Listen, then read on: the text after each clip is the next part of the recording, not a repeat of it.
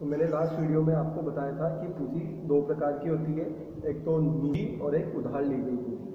जो निजी पूंजी होती है वो स्वयं व्यवसाय की होती है, वो उससे स्टार्ट कर सकता है। उधार ली गई पूंजी किसी से हम उधार लेके उस पूंजी का प्रयोग व्यवसाय में करते हैं। दोनों में अंतर सिर्फ इतना है कि उधार लेके अगर करेंगे तो हमारी कॉस्ट थोड़ी सी बढ़ जाएगी। कैसे बढ़ जाएगी कि वो उसके ऊपर इंटरेस्ट लेगा। कैसे लेगा इंटरेस्ट? जिस प्रकार हम किसी भी रूम को रेंट पे लेते हैं, किराए पे लेते हैं, हमें रहने का किराया देना पड़ता है, उसी प्रकार हम किसी भी व्यक्ति से पैसा उधार लेते हैं अपने व्यवसाय को चलाने के लिए, तो उस उधार ली गई पैसे के ऊपर सेवा चार्ज देना पड़ता है, जिसे हम ब्याज कहते हैं। जिस प्रकार हम किराए के लिए गए कमरे के लिए पैसा देते हैं, उसी प्रकार हमने ये पूंजी भी किराए पे ही लिए कुछ समय के लिए, उसे वापस लौटाना है कुछ सर्विस के सही। ठीक है। अब जो हम उधार लेते हैं पूंजी, वो पूंजी हम दो प्रकार से ले सकते हैं। एक तो जो हमारे संस्थागत स्रोत हैं और एक गैर संस्थागत स्रोत है। मतलब पूंजी को उधार लेने के लिए जो स्रोत हैं उन्हें दो भागों में बांटा गया है, एक तो संस्थागत और एक गैर संस्थागत। जो संस्थागत स्रोत है इसके अंदर तमाम बैंक आते हैं, कोऑपरेटिव सोसाइटीज आती है। जैसे अगर हम बात करें कोऑपरेटिव सोसाइटीज की, तो सहकारी समिति ये चार प्रकार की होगी। एक प्रकार से एक तो पहला तो हो गया आपकी प्राथमिक सहकारी समिति, दूसरा हो गया आपका जिला या केंद्रीय सहकारी समिति, तीसरा हो गया आपका राज्य सहकारी समिति स्टेट लेवल कोऑपरेटिव सोसाइटी, और चौथा हो गया आपका भूमि विकास बैंक मतलब लैंड डेवलपमेंट बैंक। ओके। तो जो प्राथमिक सहकारी समिति होती है वो सीधी ग्रामीणों से जुड़ी होती है, जो गांव में ही होती है। ठीक है। जो आपकी जिला सहकारी समिति होती है वो जिला स्तर पे होती है और डिस्ट्रिक्ट हेडक्वार्टर पे होती है। उससे ऊपर राज्य सहकारी समिति होती है।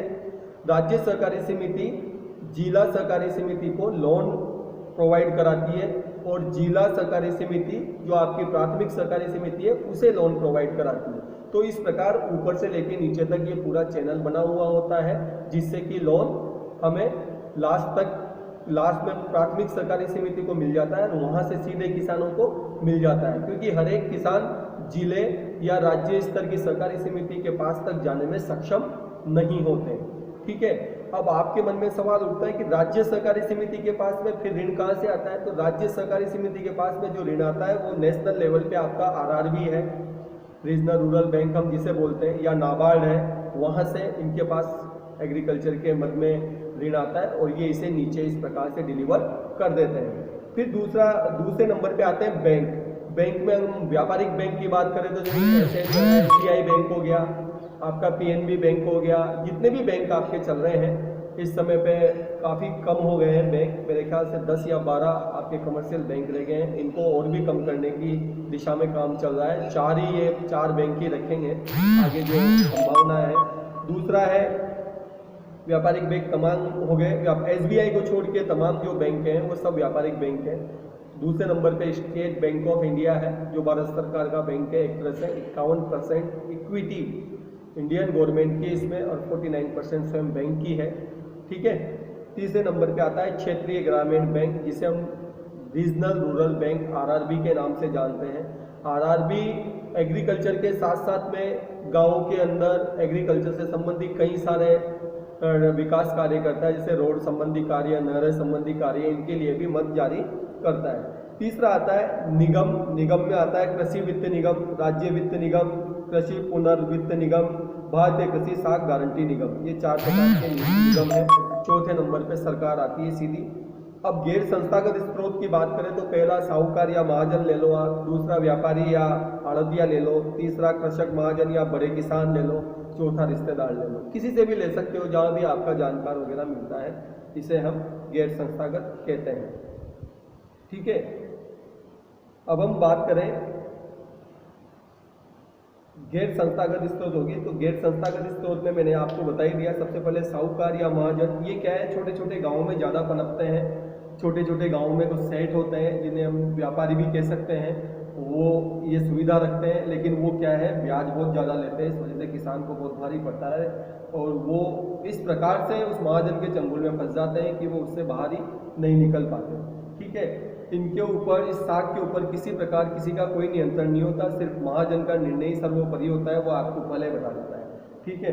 कमीशन के रूप में भी इसमें, जैसे अगर तीसरा व्यक्ति बीच में अगर वो किसान को उस महाजन के पास लेके गया है तो वो भी कमीशन ले लेगा बीच में उसको, ठीक है ना। इस प्रकार से इनमें कई सारी अनियमितता है जो किसान के व्यवसाय की कॉस्ट को हमेशा बढ़ाएगा, किसान इसमें हमेशा नुकसान में रहेगा, ठीक है। अब बात करते हैं अपन कृषि जो साख होती है, एग्रीकल्चर क्रेडिट जिसे हम बोलते हैं, उसके वर्गीकरण की बात करते हैं। एग्रीकल्चर क्रेडिट का वर्गीकरण ये मोस्ट इम्पोर्टेंट टॉपिक है, ठीक है ना। और ये एग्जाम में आता ही आता है, बड़े क्वेश्चन में भी आता है ये, इसलिए इसको बहुत ध्यान से पढ़ना है आपको, इस बात का अच्छे से ध्यान रखना है। अब कृषि साख का जो वर्गीकरण हम करते हैं तो पहला जो वर्गीकरण है वो समय के आधार पर, ठीक है। मैं आपको बता दूं जो कृषि साख का वर्गीकरण किया गया है 5 आधार पर किया गया है, ठीक है। 5 आधार में पहला है एक तो समय के आधार पर, दूसरा है आपका उद्देश्य के आधार पर, किस उद्देश्य से आप ले रहे हो, तीसरा है आपका ऋण की सुरक्षा के आधार पर, और चौथा है आपका ऋणदाता अथवा स्रोत के आधार पर, पांचवा है आपका परिसमापन के आधार पर, ठीक है। ये 4 आधार पर आपका कृषि एग्रीकल्चर क्रेडिट का वर्गीकरण किया गया है, क्लासिफिकेशन किया गया है। अब समय के आधार पर किस प्रकार से क्लासिफिकेशन किया गया है इसको पढ़ते हैं अपन। ऋण प्राप्ति के समय के अनुसार कृषि ऋण को 3 श्रेणियों में बांटा गया है, ठीक है। समय के अनुसार कृषि ऋण को कितनी श्रेणियों में, 3 श्रेणियों में बांटा गया है। जैसे पहला है आपका अल्पकालीन, जिसे हम शॉर्ट टर्म क्रेडिट कहते हैं इंग्लिश के अंदर, अल्पकालीन साख। अल्पकालीन साख वो होती है जो कृषकों को सिर्फ 0 से 15 माह तक के लिए ही मिलती है, 15 महीने के अंदर अंदर उसे वो ऋण किसी भी सूरत में वापस लौटाना है, जिसका उपयोग वो फार्म पर बीज, मतलब वेरिएबल जो कॉस्ट होती है जैसे बीज, उर्वरक, कीटनाशी दवाइयों वगैरह, इनके लिए उनका उपयोग कर सकता है वो, और फसल आने पर वापस उसे लौटा देता है। तो इसे हम क्या कहते हैं, अल्पकालीन साख कहते हैं। इसकी अधिकतम सीमा कितनी है, 15 माह की है, ठीक है। मध्यकालीन साख की बात करते हैं तो ये इसकी सीमा होती है 15 माह से लेकर 5 वर्ष तक, ठीक है। 15 माह से लेकर 5 वर्ष तक हम ये ऋण लेते हैं और इतनी 5 वर्ष के अंदर अंदर उसे हमें लौटाना होता है वापस। इसका उपयोग हम क्या करते हैं, थोड़ा लॉन्ग ड्यूरेशन के लिए करते हैं, जैसे भूमि खरीदने में भी कर सकते हैं, स्थायी रूप से सुधारने में, जैसे भूमि की लेवलिंग वगैरह करवाने में इसमें भी कर सकते हैं, ट्रैक्टर वगैरह ऐसी चीज़ें खरीदने में, बड़े इन्वेस्टमेंट के लिए इसका उपयोग हम कर सकते हैं, ठीक है। लास्ट आता है दीर्घकालीन साख। दीर्घकालीन साख का जो टेन्योर होता है, काल होता है, वो 5 वर्ष से लेकर 20 वर्ष तक का होता है, ठीक है। इसका उपयोग हम भूमि क्रय करने में कर सकते हैं। सॉरी, मैंने जो आपको मध्यकालीन का बताया था वो भूमि क्रय करने के लिए नहीं, उसके लिए पंप सेट खरीदने के लिए, बाड़ लगाने के लिए, बैल, दुधारू पशु वगैरह ये सब खरीदने के लिए हम मध्यकालीन ऋण का उपयोग कर सकते हैं। लेकिन दीर्घकालीन जो साख हम लेते हैं 5 वर्ष से 20 वर्ष तक के लिए, इसका उपयोग हम ट्रैक्टर खरीदने में, भूमि क्रय करने में, मतलब फिक्स एसेट बसाने के लिए हम इनका उपयोग कर सकते हैं। तो ठीक है, समय के आधार पर 3 प्रकार की साख होगी। अल्पकालीन 0 से 15 महीने तक होती है, मध्यकालीन 15 माह से 5 वर्ष तक होती है, और दीर्घकालीन जो 5 वर्ष से 20 वर्ष तक के लिए मिलता है। तो ये 3 प्रकार के साख हो गई समय के आधार पर, ठीक है। दूसरा होता है उद्देश्य के आधार पर। उद्देश्य के आधार पर पहला प्रकार है आपका प्रत्यक्ष उत्पादन ऋण, ठीक है। फार्म पर जो उत्पादन साधनों जैसे उन्नत बीज, खाद, उर्वरक, औजार वगैरह, इनके लिए जो ऋण लिया जाता है, इनको क्रय करने के लिए जो ऋण लिया जाता है, उसे हम प्रत्यक्ष उत्पादन ऋण बोलते हैं, जिसे हम डायरेक्ट प्रोडक्टिव क्रेडिट कह सकते हैं, ठीक है ना। दूसरा होता है अप्रत्यक्ष उत्पादन ऋण। वह ऋण जिसे फार्म पर उपयोग करने से उत्पादन में प्रत्यक्ष रूप से वृद्धि न होकर अप्रत्यक्ष रूप से वृद्धि होती है, जैसे कि पुराना कर्ज अदा करने के लिए, सरकारी मालगुजारी देने इत्यादि आदि के, मतलब लगान वगैरह देने के लिए, या पुराना कर्ज वगैरह देने के लिए। इससे अप्रत्यक्ष रूप से हमारी वृद्धि होगी, जबकि प्रत्यक्ष रूप से वृद्धि उत्पादन में नहीं होगी, ठीक है। तो उद्देश्य के आधार पर पहला प्रकार का हो गया अपना कौन सा, प्रत्यक्ष उत्पादन ऋण, और दूसरा हो गया अप्रत्यक्ष उत्पादन ऋण, ठीक है। तीसरा हो गया अनुत्पादक ऋण। वह ऋण जो कृषकों का घरेलू खर्च वगैरह चलाने में, या कई परंपराएं होती है शादी वगैरह, शादी ब्याह वगैरह, उनके लिए जो ऋण लिया जाता है वो होता है आपका अनुत्पादक ऋण, जिसका कोई उत्पादन तो नहीं होता, बस वो खर्च ही खर्च होता है, ठीक है ना। अब तीसरे प्रकार का हो गया ऋण की सुरक्षा के आधार पर ऋण का वर्गीकरण किया गया है। पहला प्रकार है सुरक्षित ऋण। सुरक्षित ऋण वह है जो कृषकों को चल अथवा अचल संपत्ति या व्यक्तिगत प्रतिभूति के आधार पर दिया जाता है। मतलब उसकी जमीन को देखकर, उसकी कोई भी चल संपत्ति है या अचल संपत्ति है, उसकी हैसियत नापकर, उसकी वैल्यू नापकर, उसके आधार पर उसको वो ऋण दिया जाता है। उसे बोलते हैं सुरक्षित ऋण। मतलब वो ऋण देने, अगर वो ऋण अदा नहीं कर पाया तो उसकी उस संपत्ति को हम बेचकर उस ऋण की वसूली कर लेंगे। ठीक है। असुरक्षित ऋण में होता है जो ऋण बिना किसी आधार पर दिया जाता है, मतलब जिसके आने की कोई गारंटी नहीं है, या जिसको अगर उसने नहीं चुकाया तो कैसे वसूल किया जाएगा इस बात का कोई पता नहीं है, तो वो असुरक्षित ऋण होता है। तो ऋण की सुरक्षा के आधार पर ये दो प्रकार के ऋण होंगे। चौथा प्रकार है ऋणदाता अथवा स्रोत के आधार पर। ठीक है।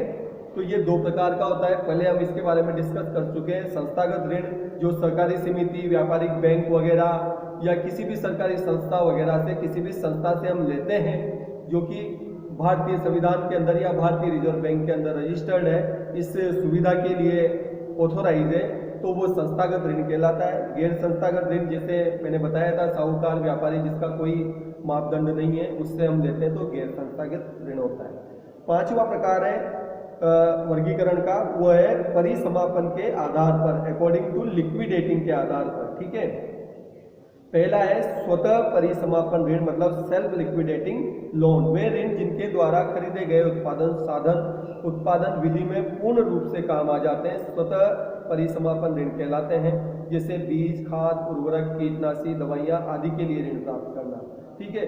जैसे सेल्फ लिक्विडेटिंग लोन होता है, वे ऋण जिनके द्वारा जो खरीदे हैं वो उत्पादन के साधन स्वतः ही उसके अंदर काम आ जाते हैं, पूरे के पूरे उसके अंदर काम आ जाते हैं और उससे ही हमारे व्यवसाय के अंदर वृद्धि होती है, उसे हम बोलते हैं सेल्फ लिक्विडेटिंग लोन।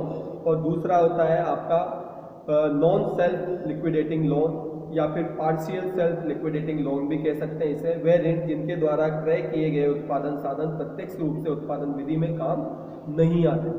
ठीक है ना, बल्कि क्रय किए गए उत्पादन साधनों की सेवाएं ही फार्म पर उपयोग में आती है। आंशिक परिसमापन ऋण कहलाते हैं, जैसे ट्रैक्टर हो गया, पंपिंग सेट हो गया, थ्रेसर हो गया इत्यादि। ये डायरेक्टली तो उत्पादन नहीं बढ़ाते, बाकी उनकी सेवाएं काम आती रहती है, जिससे कि उत्पादन हमारा बढ़ता रहता है। इस प्रकार से हमने देखा कि हमने क्रेडिट का, ऋण का, एग्रीकल्चर क्रेडिट का वर्गीकरण किया है। 5 आधार होते हैं इसके। एक तो समय के आधार पर, दूसरा उद्देश्य के आधार पर, तीसरा सुरक्षा के आधार पर, चौथा ऋणदाता के आधार पर, ठीक है, पांचवा लिक्विडेटिंग के आधार पर या परिसमापन के आधार पर। ठीक है ना। ये क्वेश्चन बहुत इंपॉर्टेंट है, ये आपके एग्जाम में पूछा जाता है, इसलिए इसे अच्छे से अध्ययन करें। आज के लिए यही टॉपिक काफ़ी है। ये जो कुछ भी मैंने आपको पढ़ाया है इसकी PDF मैं आपको ग्रुप में सेंड कर दूंगा, आप इसे पढ़ना। अगर आपको किसी भी प्रकार की कोई भी प्रॉब्लम समझने में होती है तो आप मुझसे WhatsApp के ऊपर डिस्कस कर सकते हैं, तो उसका रिप्लाई आपको कर दूंगा। धन्यवाद।